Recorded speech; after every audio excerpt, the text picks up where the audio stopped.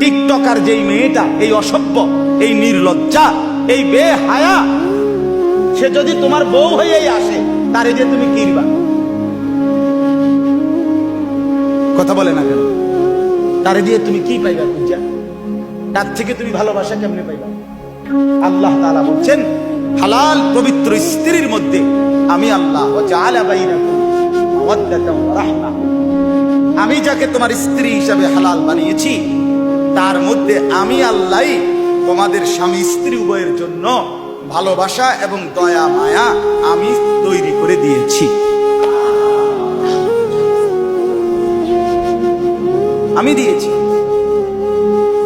এজন্য বাপ নিজের জীবন নষ্ট না করে,